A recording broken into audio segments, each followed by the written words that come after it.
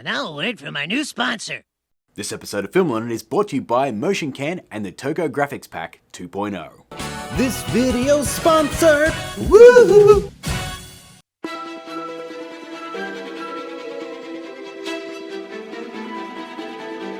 Hey guys, welcome to Film Learnin, the show dedicated to learning some filmmaking and learning good. And we're back at the desk for the final review of the season. Now I know I said that the Thor Hammer Effect was the season finale, but I kind of forgot that I still had another review.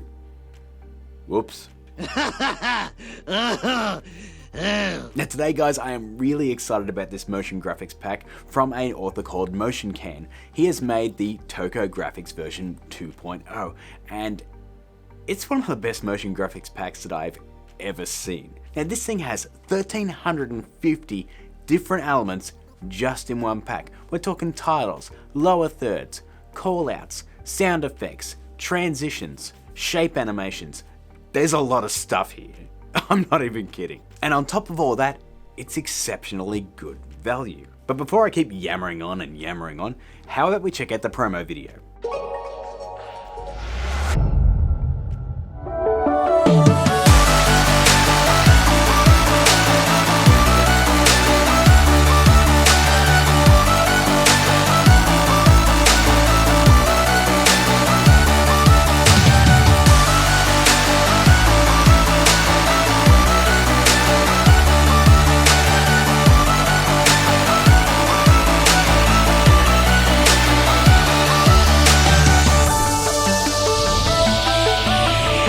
As I always say guys, a promo video is one thing, but how does this thing actually work in the real world, if you can call this the real world? Let's jump in After Effects and check it out for ourselves. Okay guys, so here we are in After Effects and I'm just going to head up to Window, go to Extensions, and we're going to open Motion Bro, because this here is the extension that houses all of our 1,350 elements from the TOKO pack. So let's just open that up. And as you can see, we have everything from the pack all labeled out in their individual folders, from typography to backgrounds to transitions to shape elements to gradients to titles to lower thirds, callouts, big titles, text messages, infographics, devices, logo reveals, and sound effects. Sorry. And you can see as I go across all of these, you get a nice little preview of what's actually going to be happening in those folders. And I just mentioned something that's really awesome.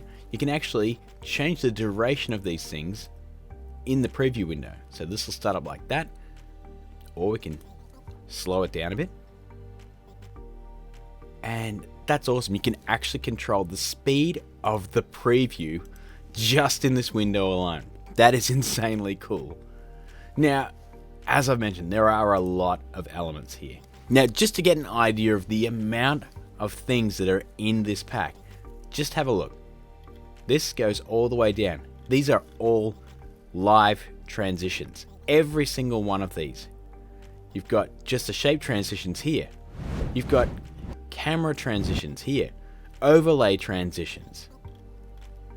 That's how many just transitions there are. Then you can actually go down into the subfolders as well. And if you just want to put it away, just click the folder and it'll tidy it up for you.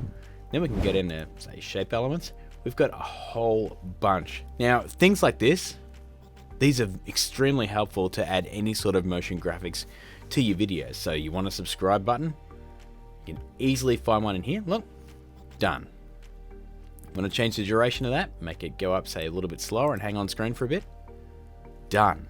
I know I'm just riffing here because I'm kind of looking at this with fresh eyes for the first time, and I am actually quite blown away at just the sheer amount of content. Like, it would take me so long to actually make all this stuff. Not to mention put it into a pack that's so easily accessible and controllable at the same time. So guys, just as a demo, I've set up 3 blank comps. I've got one that's full HD, I've got one that's 4K, and I've got one that is just a square box, say an Instagram style one. So I just want to show you just how intuitive this actually is. So we'll just open up Motion Bro again. And what we're going to do is, I'm going to just go down to say lower thirds, and we're just going to grab this one, and we're going to apply that to all 3 of them. Just watch this. So that lower third is applied. So there it is in full HD. Let's go right back there again.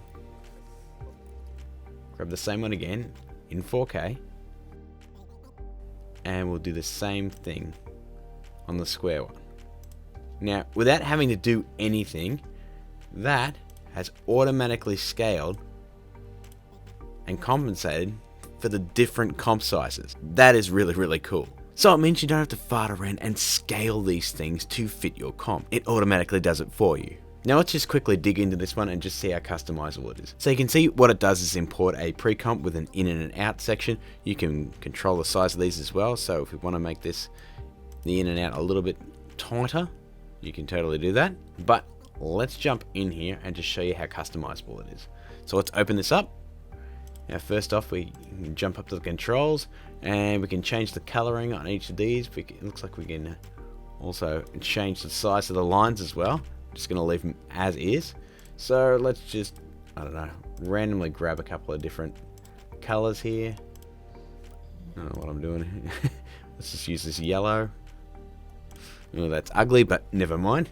Still proves my point. So already customized those ones. So guys, we'll just type some different stuff in here.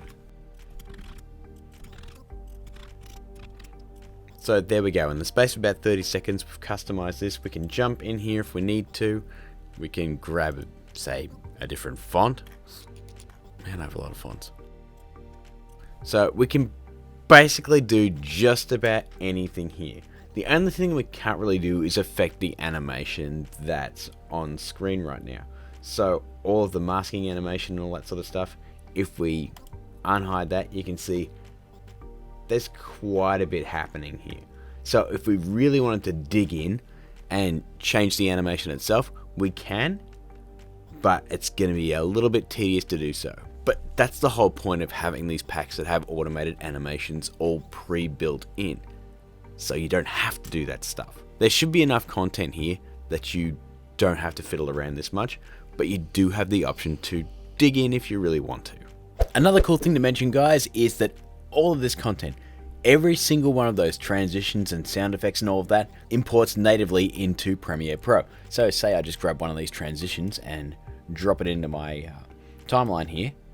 You can see it imports as an After Effects dynamic linked composition. And if we just hit the playback, you can see that it plays back really quickly. No lag, no nothing. Now I don't want to sound like an infomercial because that's not my intention at all. But for a package like this, I'd be looking at, I think, a price range of about $100. And that would be completely reasonable. Here's the thing, guys. Let me just scroll up and show you how much this thing costs. $29. 1,350 elements. Supported up to 4K, sound effects included. It works in After Effects and Premiere Pro. I'm actually gobsmacked at that. That is insane. So guys, that was my review on the TOKO Graphics Pack from Motioncan.